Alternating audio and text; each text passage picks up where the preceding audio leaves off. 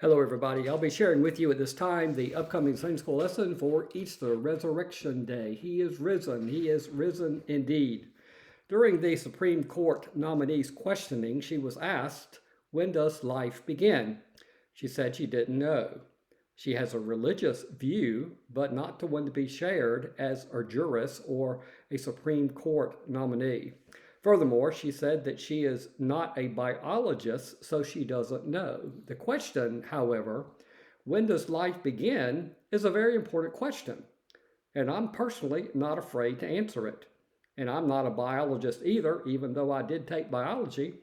But I do believe in the facts of human biology. 3 points. First, life begins at conception. The question of conception is not the same as viability. When sperm meets egg in the right conditions, conception and life begins. At 4 months, certainly by 5 months, a baby's heartbeat can be detected.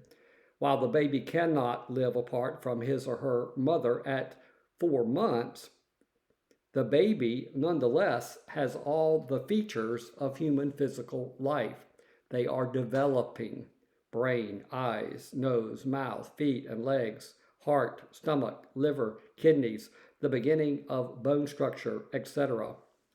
Secondly, life is a miracle. That is an amazing truth considering the complexity of the human body and experience. Thirdly, we are more than human, we are more than physical. God created us to have a spiritual connection with Him. The story of Jesus' life is important to us. Let me take a moment and summarize it for you. Jesus' birth was a miracle. He was conceived of God and also of woman. Mary had a natural labor of 9 months, and Jesus, the baby, was born in Bethlehem, simply in a stable. Biologically, he grew up like all other boys. He had growth spurts, and somewhere around the age of 13, his voice changed. He grew man hair. He was inquisitive. He talked with God. And he spent his 33 years on earth listening to and obeying God perfectly. As a human, he felt pain and happiness. He was in almost every way like any other man, but in other ways, he definitely was special and different. In his divinity, Jesus lived in a dimension of belief and space that was truly unique. He saw that life and health could be restored. When his enemies sought to do him harm, he sometimes disappeared from them.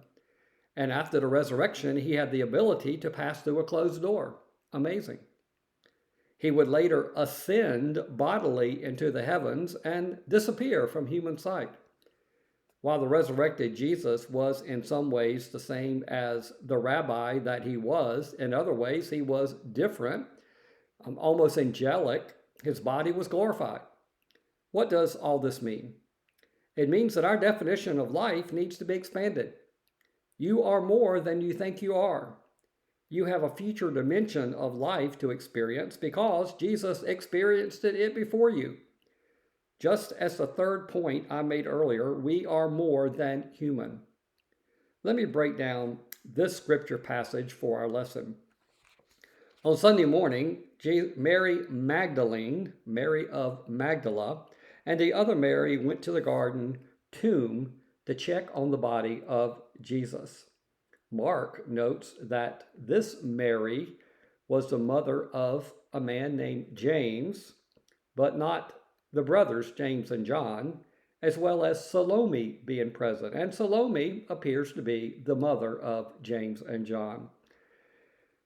In addition to Jesus' mother, Mary, these four women were tight-knit, just as close as Peter and Andrew, James and John. And certainly, it was their love and devotion to Jesus that drew them together. And from Jesus' walk to Golgotha, to his resurrection appearances, there were none, absolutely none, more devoted than these for women. Frankly, they put the men to shame.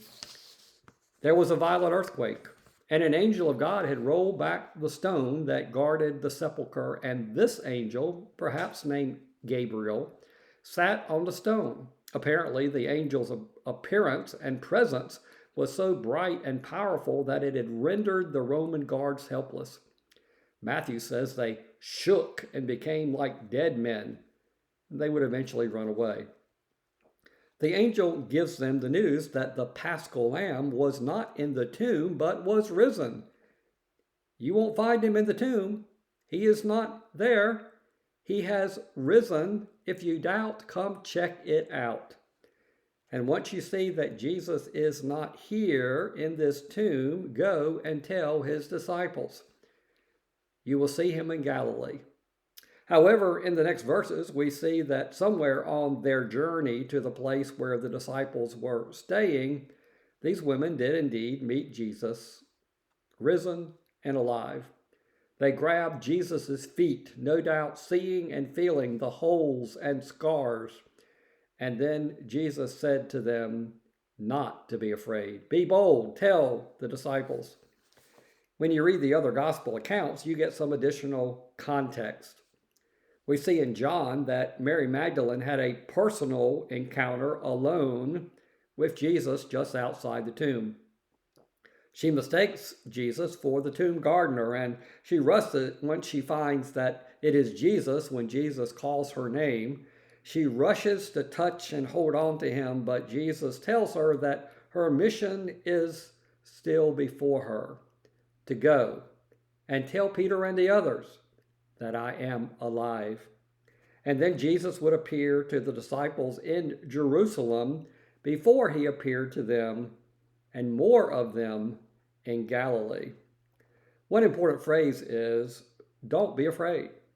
Human biology, the natural reaction, is to be afraid of what is not anticipated or understood. Don't be afraid means to engage the spiritual connection with God. When your eyes are glued to Jesus, when your spiritual eyes are open, you are not afraid. This was an important lesson in discipleship.